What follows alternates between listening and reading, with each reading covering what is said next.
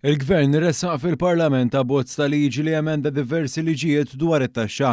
Din il-proposta leġislattiva impass importanti fl-isforzi kontinwi tal-Gvern biex jimmodernizza l-qafas ta' nfurzar fiskali ta' Malta u jsaħħaħ ir-rispons nazzjonali għall-evażjoni tat-taxxa u reati finanzjarji.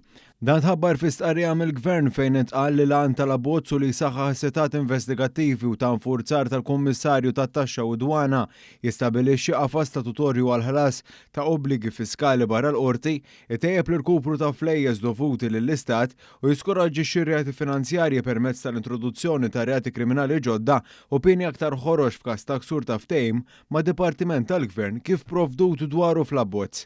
L-abbozz jipproponi l-introduzzjoni ta' mekkaniżmu armonizzat fost il-liġijiet ewlenin kollha tat-taxxa li jippermetti li dawk li ħallsu t-taxxa jirregolarizzaw il-pożizzjoni tagħhom permezz ta' ftehim formali mal-Kummissarju. L-abbozz jipproponi wkoll il-ħolqien ta' żewġ reati kriminali ġodda taħt il-Kodiċi Kriminali.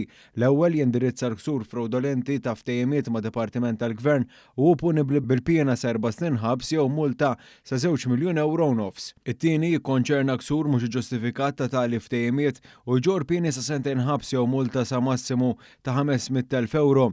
Dawn id-dispożizzjonijiet huma maħsuba biex jipproteġu l-integrità tal-proċess ta' ftehim u jiskoraġġixxu l-abbuż. Dan l-abbozz jirrifletti l-impenn tal-Gvern għal sistema ta' taxxa ġusta, effiċjenti u moderna. Billi taqqat il-flessibilità amministrattiva ma' nfurzar sod, il-leġislazzjoni proposta tappoġġja l-isforzi nazzjonali biex tiġi żgurata l-konformità, jiġu rkuprati fondi pubbliċi u rrispettata s-saltna ta' dritt